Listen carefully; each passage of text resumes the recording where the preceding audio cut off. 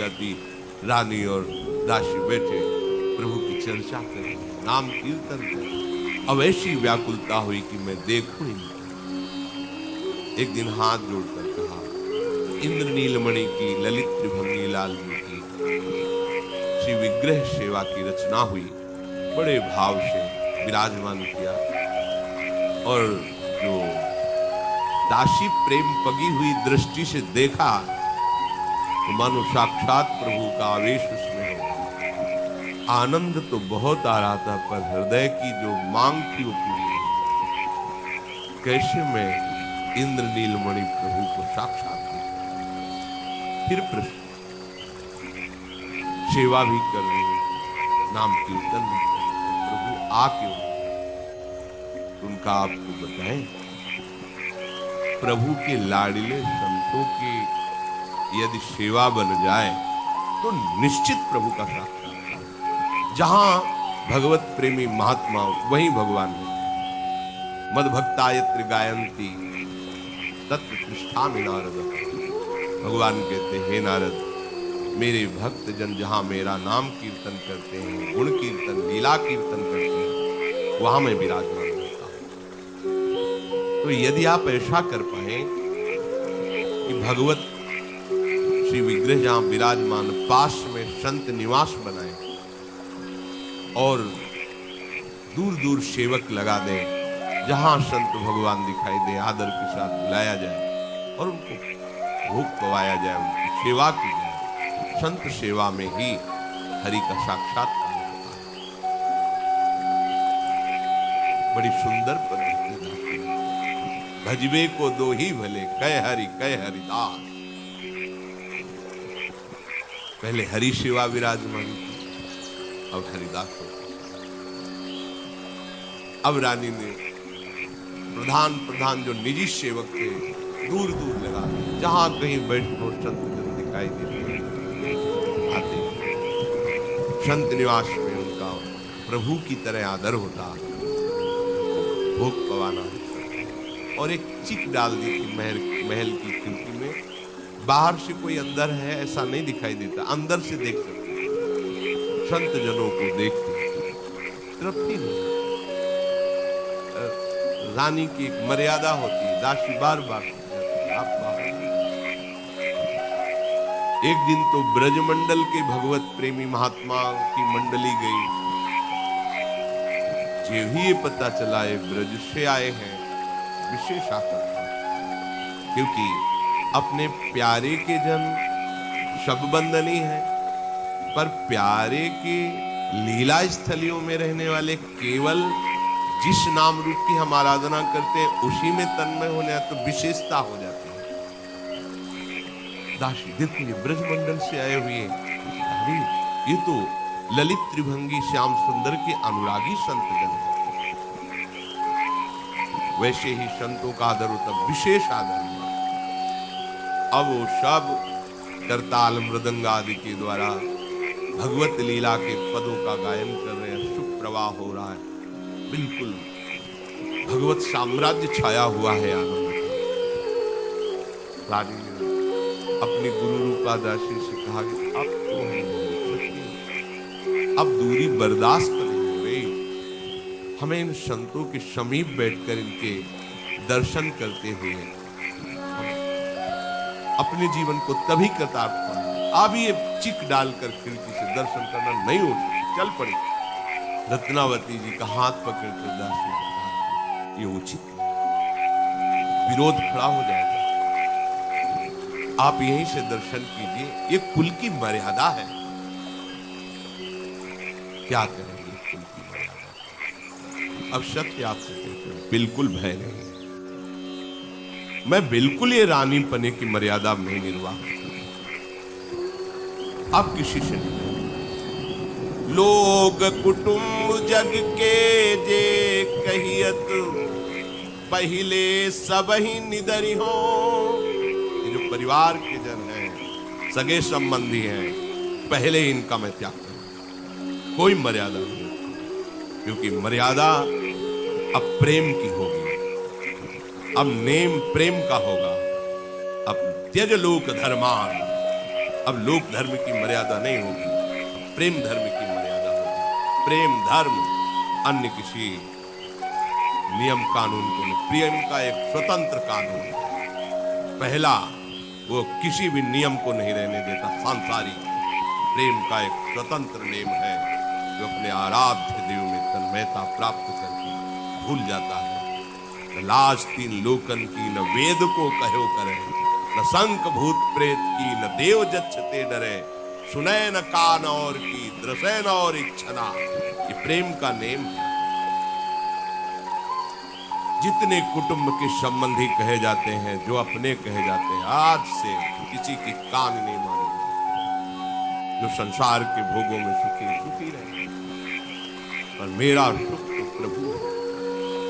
अब तो मैं किसी से डरूं नहीं, अपने प्यारे के लिए प्राण भी निछावर नहीं रुकने। लाज के ऊपर गाज गिरो, ब्रजराज मिले सोई काज करो, जैसे लाल जो मिले हम वही उपाय। अब लाज की लोक लाज कुल श्रृंखला तज मीरा लोक लाज की श्रृंखला नहीं बांधी। कुल की मर्यादा का त्याग और प्रेम की मर्यादा का आहार करो। दासी रोकती रही तो रानी महल से उतरकर गई जहां संत विराजमान, जाकर के संतों के चरणों में लिखा प्रार्थना, भगवान यदि आप कृपा करें तो मैं अपने हाथों से आप सब संतों के प्रसाद को आज्ञा करें। मेरी बड़ी अभिलाषा है, यदि आप आज्ञा करेंगे तो ही मैं ये सेवा कर पाऊंगा। यदि आप साहस आज्ञा करेंगे तो मैं सबको अपने हाथ से पवाना चाहती हूँ। मैंने समझाने की कोशिश की, पर मेरा मन अब ये रानी पने का निर्वाह नहीं कर पाया। पर मैं जैसी आपकी आज्ञा होगी वैसा ही करूंगा। मुझे सबसे बड़ा सुख होगा आपकी आज्ञा का पालन करना। संतों ने देख लिया कि इसमें किसी भी तरह का अहंकार नहीं पड़ेगा। ये तो प्रभु के अनुराग में शिथिल है। तब उन्होंने कहा, तुम्हारे मन में जो जो आवे, जैसे आवे वो प्रभाव ऐसे। देख, रजोगुण नहीं है, रानीपना नहीं, ये तो भगवान की भक्ति के आवेश है। और इसके हाथ से पाने से भजन की कोई हानि नहीं होगी। संतों ने आज्ञा की, तुम्हें जैसे प्रिय लगे वैसे सेवा करो, हृदय आनंद से भर जाए। क्यों? क्योंकि सच्चे प्रेमी, सच्चे हितैषी, परम लाभ देने वाले संत ने रत्नावती आनंद में मन चाही बात हो गई। अभी तक तो ललकती थी संत दर्शन, आज तो प्रगट में संतों के समीप उनकी सेवा का सौभाग्य मिला। सोने की थाल में विविध प्रकार के व्यंजन सजाकर उमंग में भरी हुई, नेत्रों से आनंद अश्रु बहे। बड़े प्रेम के साथ सब संतों को स्वयं भोजन परोस रहे। रानी के उस प्रेम भाव को देखकर संत जन आनंदित हुए। संत और अनंत भगवान दोनों भाव के भूखे हैं। जो सामग्री का भूखा है वो विषयी पुरुष है। भाव आराध्य देव को प्रिय है, उनके दासों को भी भाव ही है। रानी का भाव देखकर भाग्य जो ऐसी भगवत अनुराग में डूबी हुई रानी के हाथ से प्रसाद मिला। जहाँ सौभाग्य बनाते हैं संतों के हाथ से मिलना, संत जन आनंदित हुए। ऐसे भगवत नाम प्रेमी, भगवत भक्तों के प्रति ऐसी भावना करने वाले के हाथ से प्रसाद, संतों का हृदय द्रवित हो गया। यही आशीर्वाद जब आपकी सेवा से, आपकी आज्ञा पालन से संत जन, गुरुजन, उनका हृदय शीतल हो जाए, द्रवित हो जाए, तो आशीर्वाद मांगने की जरूरत नहीं होती, पहुंच गया आपके पास। संत जन रानी के इस प्रेम भाव को देखकर एकटक देख रहे हैं। आज उनकी मनचाही बात हो गई। भक्तों के बीच में आ सबको परोस परोस के पवारी भक्तजन करुणा दृष्टि से देख रहे हैं। इन्हीं की दृष्टि से भगवान को देखने की दृष्टि मिलती है। जब भक्त जनों की करुणा दृष्टि जाकर हृदय में प्रकाशित होती तो मानस नेत्र खुल जाते हैं। संत कृपा, गुरु कृपा, भक्त कृपा, ये मानस नेत्रों को खोलते हैं। जहां मानस नेत्र खुले तो निरख नयन, एक नयन निहार। आज अभिलाषा पूरी है। सबको प्रसाद पवाया इंद्र नीलमणि ठाकुर जी का। फिर साफ संतों को चंदन लगाया अपने हाथ से। फिर प्रसादी पान का बीड़ा सबको पवाया। सबके चरणों में पुनः प्रणाम किया। हाथ जोड़कर बैठ गए। संत जन पदों के द्वारा भगवत लीला का गायन कर रहे। बीच बीच में भाव समझा रहे। उन पदों में ऐसी रूप माधुरी, वो रानी के नेत्रों में झलकने लगी। पद गाया जा रहा है वैसे ही रूप माधुरी झलकने लगी। रोमांच हुआ, भाव में डूब रहे। और इधर दासी गुरु ने कह ही दिया था कि प्रतिकूलता विरोध होगा, मत चलो। कौन प्रतिकूलता और विरोध की परवाह करता? संपूर्ण आमेर नगर में शोर मच गया कि जिन रानी को कोई देख नहीं सकता वो बिना घूंघट के, बिना राजसी लिबास के। ऐसे थोड़ी था जिस गली से निकलना हो कोई सर ऊंचा नहीं कर सकता था, देख नहीं सकता। अदब के साथ सर झुका के, अगर कोई है खड़ा भी है तो सर झुका के। कोई वहां ऐसा नहीं कि रानी के सवारी निकलने से देख गर्दन उतार दे, ऐसा नहीं होता। बादब उसी स्थिति से खड़े हो जैसा सैनिकों ने आदेश किया, साफ सर। और यहाँ तो खुद सर का पर्दा हटाकर कोई ऐसा राजसी वैभव नहीं, और जाकर नंगे पैर संतों की सेवा में शमन कर। ये शोरगुल मच गया। रानी पर्दे के बिना सैनिकों की रक्षा के वो बैरागी संतों की सभा में आ गई है। उमड़ पड़े लोग, क्या सच्ची बात, दौड़ पड़े लोग। राजा का पूरा नगर इस बात में। एक बार तो देखो ऐसी रानी। मंत्री ने जब सुना तो घबरा गया, क्योंकि उस समय माधव सिंह बादशाह के पास दिल्ली में ये राजा खबर सुन, बहुत बड़ी भारी गलती हो रही है। प्रेमी जन देखो कितने निर्भय होते हैं। जब तक हृदय में प्रेम नहीं होता तो इतनी सामर्थ्य नहीं होती। अगर घर में विरोध हो जाए कि तिलक नहीं लगा, कंटिन्यू नहीं मांगा। और जब रंग चढ़ता है तो देखो कैसा रंग चढ़ता। मंत्री ने तुरंत पत्र लिखा, महाराज सब अनर्थ हो गया। रानी महल छोड़ करके संतों के बीच में आकर के ऐसा नहीं कि दूर से दर्शन करे, अपने हाथ से परोस के पवाया, उनके सब स्पर्श किया, चंदन लगाया, पान की बीड़ी पवाई, हाथ जोड़े उनके चरणों के पास में। वो तो सब कुल मर्यादा को नष्ट कर दिया। पत्र मंत्री ने तत्काल लिख करके दिल्ली में उस समय राजा विराजमान थे, उनके पास दूत शीघ्रगामी घोड़े पर बैठ करके गया और पत्र दिया और सब समाचार सुना। पत्र को पढ़ते और दूत के मुख से सारा हाल वर्तमान का सुनते ही क्रोध की आग भड़क गई। पूरे शरीर में क्रोधावेश हो गया। संयोगवशात इसी बीच में रत्नावती जी के सुपुत्र ये भक्त श्री प्रेम सिंह जी आए। नई अवस्था, और माता जब भक्तों के अनुराग में संत सभा में बैठी तो वो भी तिलक लगाए, कंठी बांधे। दृष्टि गई मस्तक पर तिलक, गले में कंठी। राजा को जाकर जैसे प्रणाम किया जाता है वैसे प्रणाम किया।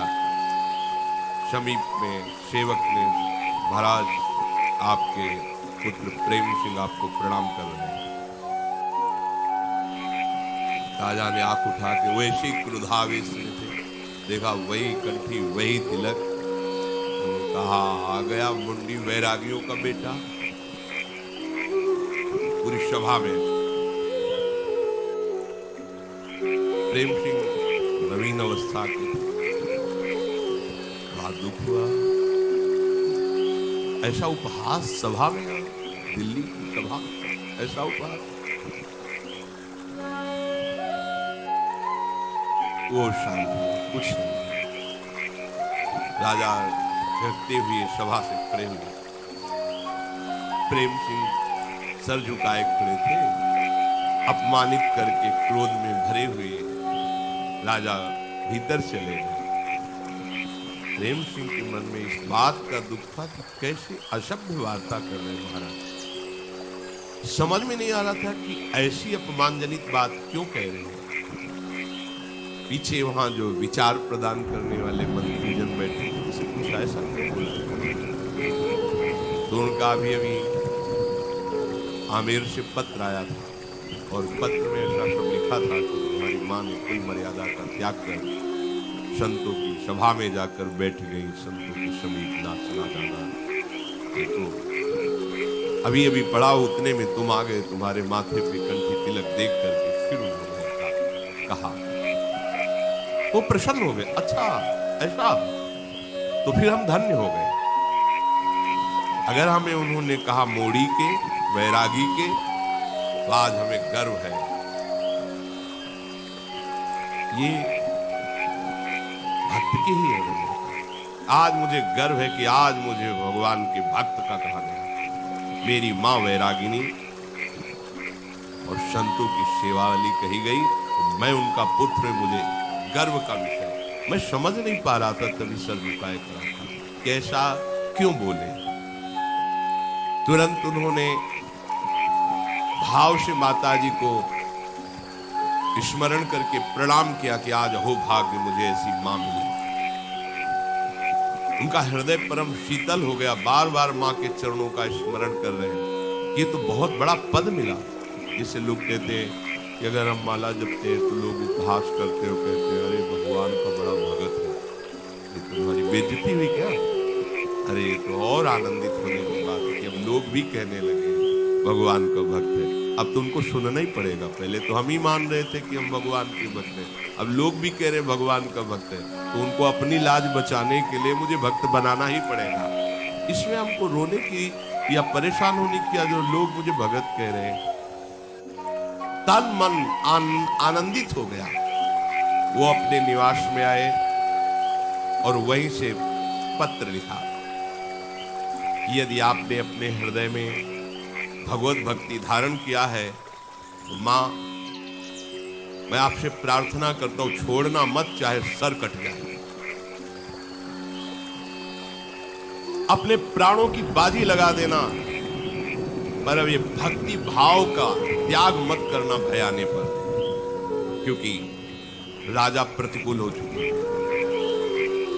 भरी सभा में मुझे मोड़ी वैरागिन के बेटा कह के संबोधन किया है।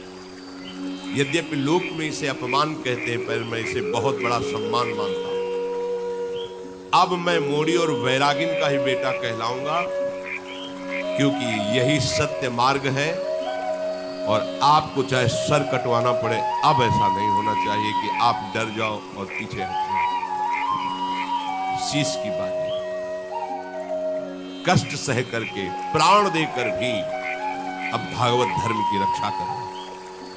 सर्वस्व चला जाए, पर अब भागवत धर्म नहीं जाना चाहिए। ये निष्ठा हर उपासक के हृदय में है। प्रभु के मार्ग में चलने वाला उपासक अगर ऐसा डरपोक हुआ तो ठीक है, प्राण चाहे चलेगा। जो तुही प्रेम मिलनदा चाओ, तो शीश उतारी महल में आओ। उतर न देई प्रेम रस माती, दीपक जरे भूखे। अब तो प्राणों की बाजी लगानी पड़ेगी, चाहे जितना कष्ट हो। चाहे जितना विरोध हो, चाहे जितनी निंदा हो, अपने सत्मार्ग से नहीं हिलना चाहिए। प्रेम सिंह जी ने पत्र लिखा और शीघ्रगामी दूत से तुरंत जाओ और माता जी को प्रेम सिंह का पत्र लेकर तीव्रगामी दूत रत्नावती जी के समीप आया और भक्ति रंग में रंगी हुई रानी को प्रणाम करके पत्र दिया कि आपके पुत्र प्रेम सिंह ने पत्र दिया है। रानी ने पढ़ा, उसमें लिखे प्रसंग को पढ़ते ही इनको भगवद आवेश आ गया। अच्छा ऐसा, अभी तक रानी भेष नहीं रहती,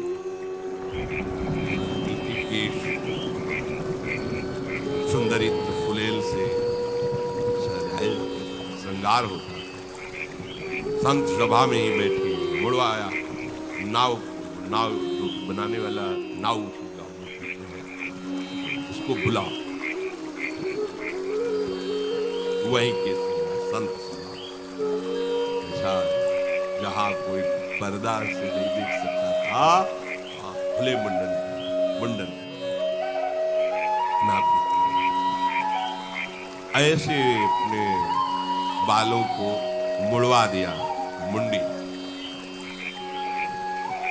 पहले ये नियम था, संतों की सेवा करके सत्संग आदि करके नाम कीर्तन आदि होने के बाद वो राजमहल में चली जाती है।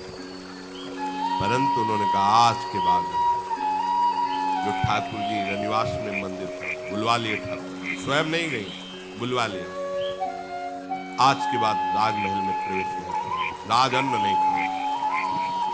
अपने श्री ठाकुर जी को वहीं संतों, वहीं सेवा पूजा नाच गान, महल से अन्न धन सब छोड़ दिया। जो भावुक श्रद्धालु जन नगर के थे दे जाते, ठाकुर जी का भोग लगता, संत जन पाते हुए वहीं शयन, वहीं ठाकुर जी का उत्थापन, वहीं उनके चरणों में। और पत्र लिखा प्रेम सिंह को, जैसा तुम्हारे पिता ने कहा था वैसा ही हो। अब मूल मुड़वा कर सच्ची बैरागिन बन गई हूं, अब बिल्कुल रानी पने का कुछ भी लेस नहीं है। रात दिन ही अब संतों के बीच में रहती हूं। तुमने बहुत बढ़िया किया जो पत्र लिखकर मुझे सूचना दी। परम हित की बात हमारे हृदय में जागृत हो गई। अब मैं किसी की पत्नी नहीं, कहीं की रानी नहीं, मैं ठाकुर जी की दासियों और संतों के बीच में रहती हूँ। कितनी बड़ी बात है, ये कोई छोटी बात नहीं है। इतना बड़ा विरोध राजा से रानी होते हुए कर लेना, राज अन्न नहीं, राजमहल नहीं, राज पोशाक नहीं, अपने ठाकुर जी बुला, ये बिना भगवत आश्रय दृढ़ हुए ऐसी बात नहीं होती। 5 वर्ष के प्रहलाद जी हैं, पिताश्री कह के साष्टांग दंडवत करते हैं। जब उसने हरि को कट वचन बोला हिरण्यकश्यप ने, दैत्यराज कह के बात, त्रिभुवनपति, ये तो एक प्रांत के राजा है, वो तो त्रिभुवन देवराज इंद्र भी जिससे भयभीत है, ऐसा हिरण्यकश्यप 5 वर्ष का बालक दैत्यराज कह के संबोधन। कितनी बड़ी ताकत भक्त के हृदय में। 5 वर्ष का बालक त्रिभुवनपति को कह रहा है दैत्यराज। ये किसी के सिखाने पढ़ाने से भक्ति नहीं होती है, ये तो बिना भगवत प्रेमी महात्माओं की चरण रज में अभिषेक किए ऐसी भक्ति। हार गया त्रिभुवनपति, बाल भी नहीं एक बांका कर सकता, पर इसके लिए सच्चा हृदय समर्पण चाहिए। भाग जाओगे, जरा सा विरोध होगा, सुख सुविधा में लौट जाओगे। ये मार्ग लौटने वालों के लिए नहीं। इसीलिए कहा गया कि इस मार्ग में यदि चलना है गर्दन काट। नारायण कठिन हरि मिलन की बाट, या में पग पीछे धरे प्रथम शीश दे काट। शीश काटने को चाकू से नहीं, बस सोचो अब हमारा जीवन प्रभु का हो, चाहे रखे या नष्ट कर दे, मेरे से इसका कोई संबंध नहीं। अभी मर जाऊं या वर्षों जीवित रहूं, लोग सम्मान दें या गाली दें, अब इस मार्ग में मेरा कदम चल पड़ा तो रुकेगा नहीं। ये उन सूरवीरों का है, बड़ो ही कठिन भजन हरिबो। कामनाओं की पूर्ति वालों को नहीं, ये उन महापुरुषों का है जिन्होंने कदम बढ़ाया और मृत्यु को स्वीकार करके चल पड़े। मरो रे जोगी मरो, मरनो है तू मीठो। हाँ, उलट आप में समाए, जीवित ही मर जाए, परवाह। पर ये बातों से नहीं होगा, जीवन की कसौटी में आएगा और आपको इसमें कसना होगा। सबके आता है, आपके भी आएगा। शरीर भी धोखा देगा, मन भी धोखा देगा, संसार भी धोखा देगा, लेकिन तुम सत्य के मार्ग में चलोगे तो सामने प्रभु, सामने कोई दुख छू नहीं सकता। पर दुख का पहाड़ टूटेगा, आपको लगेगा दब जाऊंगा, मर जाऊंगा, भाग जाऊं, नहीं, तो वही फूलों का हार बनकर तुम्हारे गले में पड़ा रहेगा, कुछ फर्क नहीं पड़ेगा। पर विश्वास अटल, कदम लड़खड़ाए नहीं, दूसरा कोई साथी मत बनाना, केवल हरि, बस फिर तुम्हें कोई नहीं रोक नहीं सकता। जरा सा जुकाम हुआ, जरा सी कोई प्रतिकूलता रो पड़े, ये उनका मार्ग नहीं। अनुकूलता भंग हुई, भावना भंग हुई, उपासना भंग हुई, क्या हुआ? रत्नावती जी का पत्र लेकर दूत शीघ्र गया और प्रेम सिंह को दिया, तुम्हारी माता। पहले उन्होंने पत्र को प्रणाम किया। ये केवल मां ही नहीं, हरिभक्ता, ये पत्र को प्रणाम किया और प्रणाम करके पढ़ा, झूम कर। जब उन पत्र में लिखा था कि हमने गोल मुड़वा करके राजमहल त्याग कर अपने ठाकुर को लेकर संतों के साथ हो गए, राजअन्न का त्याग कर दिया, प्रेम मगन हो गए। आज से अब हमारी गिनती भगवत दासों में होगी, मगन हो गई। मेरी मां भक्ता है, ये गर्व करो। नाते नेह राम के मनियत सुहृद सुशील। आज मैं मां कहकर धन्य हुआ कि मेरी मां भगवान। भरत जी ने यही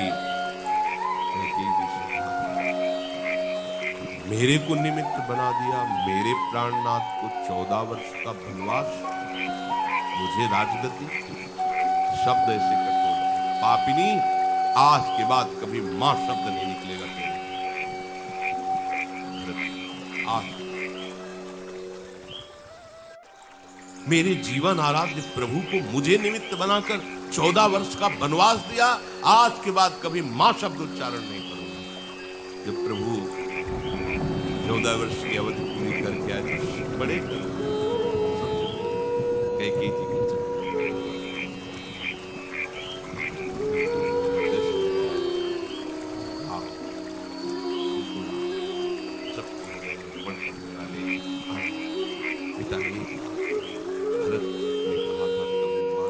एक बार में मां को, बस एक बार, क्योंकि माता जी को पता था कैसे राम जी आज्ञा करेंगे। भगवान ने सोच में डूबा, यदि हमने भरत को कहा कैकेयी जी को मां को मेरी आज्ञा टालना और इनको माने, उसी स्थिति में उनके प्राण चले। भरत जी से पूछ लेना, भरत जी कभी माता कैकेयी को देखा और ये अनुराग। आज प्रेम सिंह कह रहे, जब मैं मां कहता हूं तो मेरा हृदय गर्व से भर जाता है कि मेरी मां भगवान की भक्ता। बहुत उल्लास हुआ, दूतों को भेजा, जितने साधु ब्राह्मण सबको बुला के लाओ, नौबत बजाई जाए। जवाहरात पकवान सब हट रहे हैं, बधाइयां बज रही। राजकुमार राजा ने सुना बधाइयां बज रही है, बड़ा नौबत बज रही। ये क्या है उत्सव प्रेम सिंह के यहाँ जो ये सब हो रहा है? कौन सा उत्सव है, पता लगाओ, आप बधाइयां क्यों बज रही? तब राजा के निजी जनों ने जाकर के सब सूचना दी, महाराज आपने जो कहा था मोड़ी वैरागिन के बेटा, तो ऐसा ही हुआ। रानी ने महल त्याग दिया, मुंडन करवा लिया, संतों के बीच में बैठ गई, राजअन्न का त्याग कर दिया, कोई राज मर्यादा नहीं। अब तो हृदय में ऐसी आग लगी, अरे बेटा बधाई बटवा रहा है, इसी बात नौबत बजवा रहा है, पूरे शरीर में क्रोधावेश छा गया। तुरंत सैनिक तैयार किए जाओ, पहले बंदी बनाओ इसको, प्रेम सिंह को पहले इसको दंड दिया जाएगा, हमारे होते हुए हमारे विरोध में नौबत बजवा रहा है। क्रोध एकदम है। कुंवर प्रेम सिंह को जब मालूम हुआ कि उधर आदेश दे दिया गया है सैनिकों को, तो अपने निजी जनों को तैयार किया, हम ही काफी हैं इनके लिए, पिता से युद्ध करने के लिए तैयार हो, बिल्कुल तैयार युद्ध के लिए। ये भक्ति की लीला है, जिनके द्वारा पोषित हैं उन्हीं से युद्ध करने, दैत्यराज करके, ये भक्ति का स्वरूप है।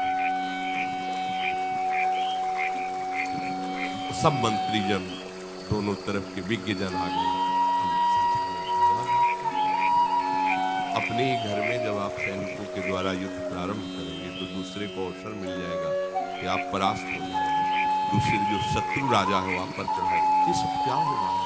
मंत्री आदि ने पिता पुत्र में युद्ध की तैयारी देखकर जो हितैषी जन मंत्री जन थे वो अच्छी तरह से समझाया राजा को भी कि आपको अपने पुत्र के साथ युद्ध करना, सारे देश में आपकी निंदा होगी। बुद्धिमान शुभ चिंतकों ने प्रेम सिंह को समझाया, माना ठीक है ऐसा, लेकिन क्या ये भक्ति का स्वरूप अपने पिता को युद्ध में परास्त करना? लौकिक विषयों के लिए करोड़ों जन्म गंवाए, एक जन्म भगवान के लिए दे दूंगा तो क्या चला जाएगा? प्रेम सिंह जी ने कहा, अगर हमारा विरोध भक्ति का करेंगे तो हम युद्ध करेंगे इनसे। मंत्री आदि ने पैर पड़कर कहा, आप राजकुमार शांत, आपको उचित रहे।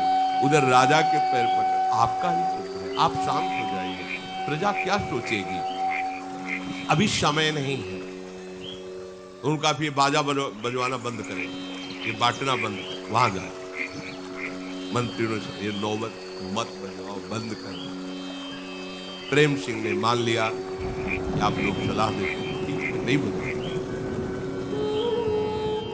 राजा से कहा कि देखो नौबत बजना बंद, अब आप सैनिक वापस कीजिए, युद्ध नहीं होगा।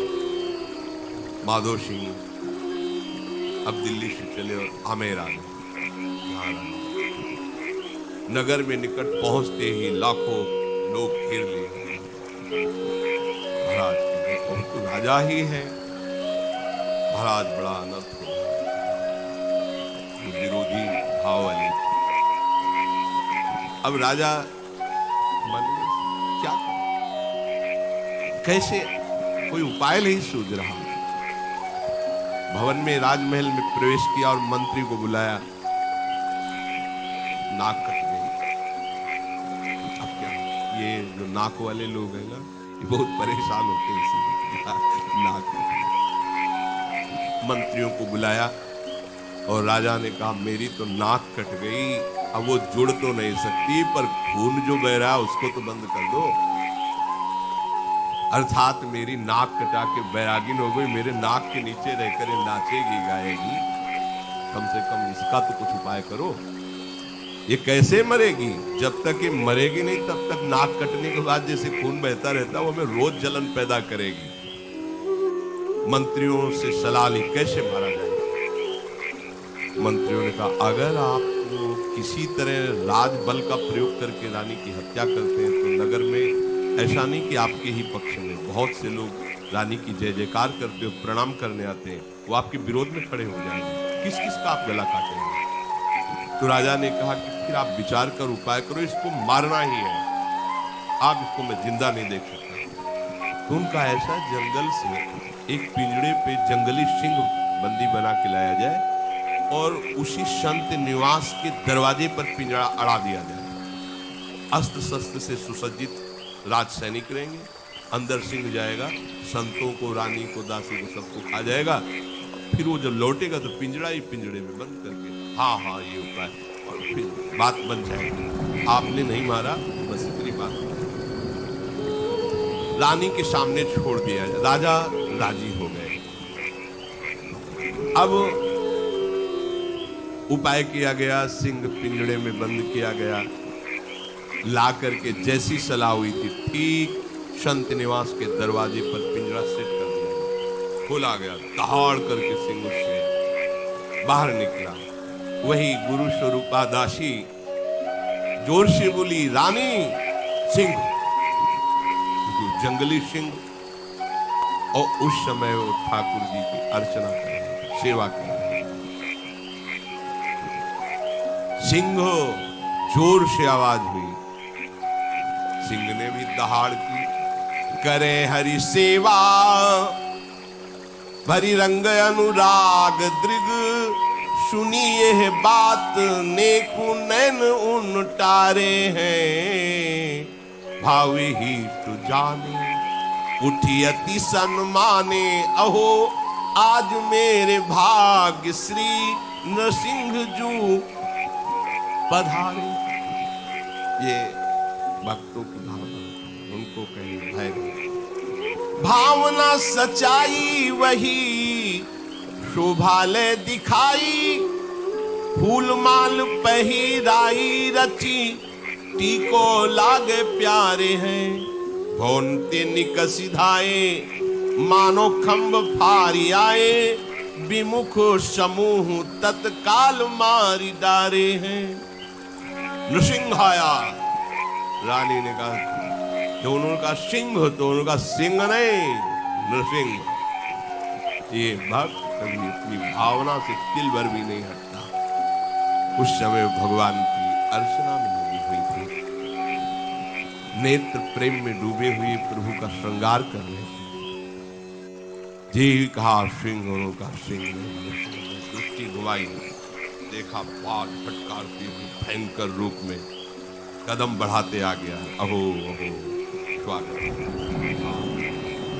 प्रहलाद को जैसे कष्ट से निवारण करने के लिए आप मेरे समीप आए, धन्य भाग, आप तो चलकर मेरे पास आए। प्रभु आपका दुलार, आपका प्यार, सामने जंगली सिंह और ये अपने भाव में खड़ी हो गई जैसे स्वागत के लिए। वही अर्चना की थाली ली हुई और आते हुए सिंह के समीप 4 कदम आगे बढ़े, स्वागत। छोटा सा बछड़ा नहीं होता, ऐसे सिंह नजदीक आके रानी माला पुष्पों की सुंदर तिलक भाव से प्रणाम किया और आरती उतारी। जो आरती उतार रही तो उनको अपने ललित त्रिभंगी लाल जो दिखाई दे, सिंह में लाल जो दिखाई दे। सिंह तब तक ऐसे खड़ा रहा जैसे गाय सीधी, बछड़ा सीधा। जे ही पूजा हुई, पूछ उठाई, दहाड़ मारी और पिंजड़े के ऊपर से छलांग लगाई। पिंजड़ा ऐसे रखा था कि निकलने के समय उसी में जाए, पिंजड़े के ऊपर से छलांग लगाई। बाहर जितने सैनिक थे तो जैसे खंभे से निकलकर नरसिंह भगवान ने फाड़ डाला हिरण्यकश्यप को, ऐसे ही। और नीचे से छलांग मार के बालकनियों में राजमहल के जितने विरोधी थे, आश्चर्य ये हुआ कि एक क्षण में सब हुआ। उनको अस्त्र चलाने और संभालने का भी अवसर नहीं दिया। एक सिंह कितने को फाड़ेगा, लेकिन इसमें नरसिंहावेश है भगवान का। सहस्त्रों को फाड़ के फेंक दिया, आंख झपकते झपकते समझ ही नहीं पाया कोई हो क्या गया। अब तो मार के फेंक दिया। पकड़ने वाले विरोधी दर्शक, यहाँ आप देखो कैसे रानी को मारेगा दासी, वहां तो बछड़े की तरह खड़ा रहा। ये केवल प्रभु के दृढ़ आश्रय से ही ऐसा हो सकता है, नहीं तो दहाड़ में ही ना पूजा की थाली फेंक के भागले को होगा।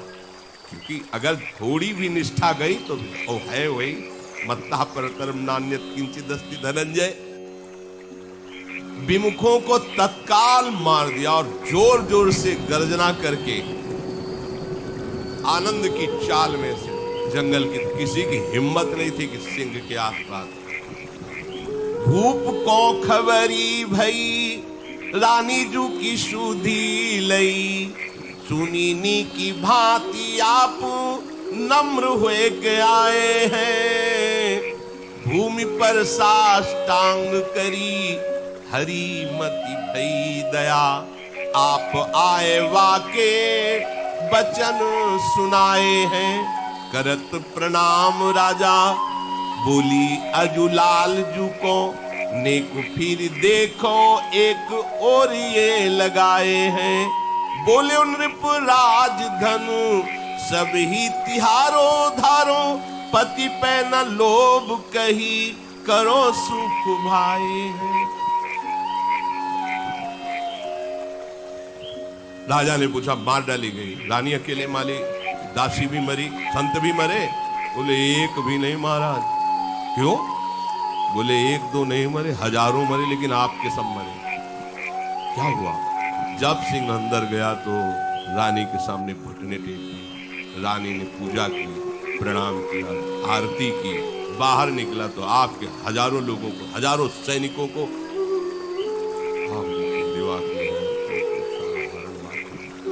जंगली शेर बनाया और उससे सबको फाड़ दिया। तो हमारी पत्नी अब साधारण स्वांग नहीं, वास्तविक भक्ति। अब महल में बैठना उनको आ गया। ये तो बड़ा अपराध बन गया। भगवान के भक्त का भी अब इतना तो पता ही, भगवान के बल से सब सृष्टि से अब क्या होगा, क्या करें, कैसे? दिमाग में आया थोड़ी लोक लाज की मैं राजा हूं, मेरी चलो क्षमा। सामने जा करके शास्त्रों लोगों के बीच में साष्टांग प्रणाम किया रत्नावती। ये है अटल श्रद्धा और विश्वास का। राजा है, पति है, विरोधी है, साष्टांग दंडवत किया, अत्यंत नम्र होकर के, बहुत दैन्य होकर हाथ जोड़ करके वो क्षमा कर दो, मेरी बुद्धि बदल गई।